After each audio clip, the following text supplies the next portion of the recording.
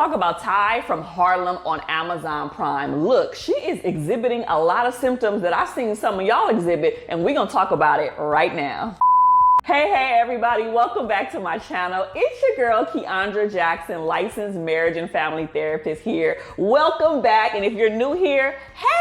But today we're going to be talking about TYE off of the show called Harlem on Amazon Prime. Per usual, if you have not watched Amazon Prime yet, I need for you to go ahead and press pause on this video, go on to Amazon Prime, watch and binge watch the first and second seasons. They ain't that long, to be honest with you. Each episode is like 30 minutes, and then come back and watch this review video because it's going to get a little juicy. So the first thing that I want to talk about in regards to TYE is that she is exhibiting a lot of what we would call an avoidant attachment style. And per usual, I'll go ahead and link the video up here so you guys can see the different relationship attachment styles that I talk about in another video. But essentially, an avoidant attachment style is when you want the connection and you want to vibe out with people, but you want to keep them at a distance because you don't want to get hurt. It's like, I want you, but I don't want you. I'm gonna keep you at arm's distance. I might engage with you. I might even have sex with you. But when it comes to commitment, when it comes to true connection, I am going to have this wall up that prevents us from having a deeper connection than I really will want to. And we see these connection issues and these commitment issues with TYE on so many different levels. Remember when she was walking and went by the pet store? Sis was about to literally go and buy a puppy because all of her little friends, Quinn and Camille and Angie, basically said that she has commitment issues, and she didn't believe it. And so she was like, what can I do to make sure that I'm working on this thing? Which I commend her for that part. But she went and thought that she was gonna get a puppy and decided not to. Then in the same episode, sis went on ahead and went on over to the plant store and wind up purchasing, I believe, a cactus, which was the first plant that she purchased. And literally within 2.5 seconds, she killed it. It fell down the drain and it was a wrap. I believe that she was going through so many different phases of like, wow, maybe if I take care of something and something that will help me build a connection and I can have the capacity to, really vibe out with somebody on a deeper level. Because we've seen, a history with TYE of her just having, just like with Angie, being very sexually liberated and out here just smashing chicks, right? Because she is a part of the LGBTQIA+ community, and she didn't want the connection. She wanted to have a good time, and at the end of the night, it was like, okay, girl, see you later. I'll call you next time I need another orgasm. But I really do believe that she does want the connection. She does want the commitment. She just doesn't know how to go about doing that because of some of the trauma from her past, which we'll talk about a little later in this video. The next thing that I want to talk to you guys about in regards to TYE is the unresolved issues that she had with her hubby.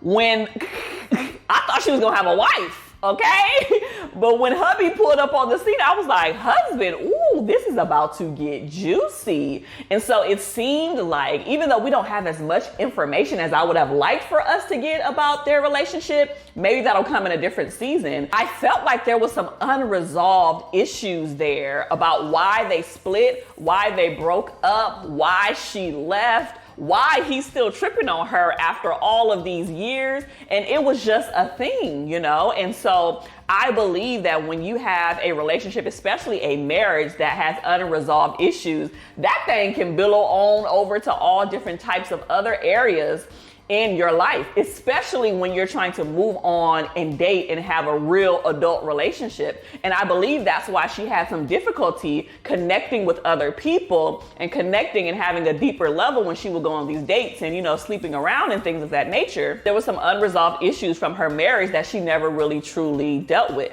While we're here, can we please talk about how TYE is a multi-millionaire?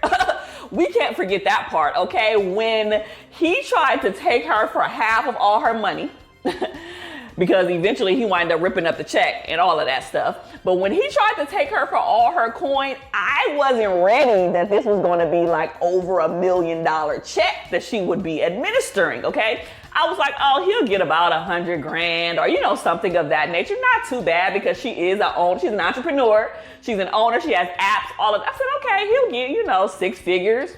Baby, when that check was slid across that table and it said 1 point something milli, I said, oh, Ty got coin. Ty is that chick, okay? And it was a really big eye opener around prenups, right?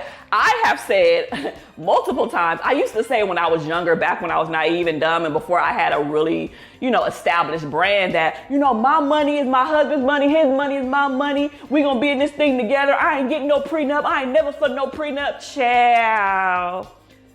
The Keandra today, prenup me, okay? Especially for those of us who have a lot to lose, when you have property and businesses and brands and kids and all of these things, baby, it becomes a little tricky to split those assets when there isn't something legally in place if things decide to go badly for some reason. So now I am team prenup.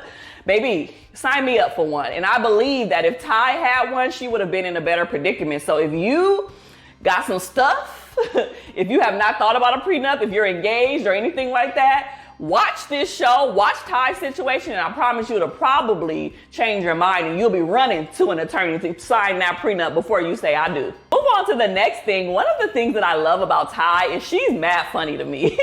I be cracking up at her facial expressions, the things that she says, especially to Quinn about being in the LGBTQI plus community. Like, it's just hilarious to me, but I believe she has a very straightforward personality. And that's why, and that's what makes her a great asset to, you know, their friend group, right? Somebody wants the truth. When somebody wants somebody to keep it real, she's also that person, you know, and she's also loving and kind and pulls up for her friends when needed. When Quinn needed her and was like, baby, I need somebody to come with me to this pride parade and you're the best person to do it. I know you don't want to, but I need you. She did it. Even though she didn't want to and she wasn't happy being there, but she still did what needed to be done to support her friend in one of her most difficult times. And so even though Ty is very straightforward, she's also loving, kind, and just really dope to seem like to be around. Another thing that I want to talk about in regards to Ty seems to be about her troubled childhood or past. We didn't get as much information again as I would have liked. When she was like cleaning out her apartment and trying to figure out, you know, she had to separate all of the half of the things that she was doing because of the divorce.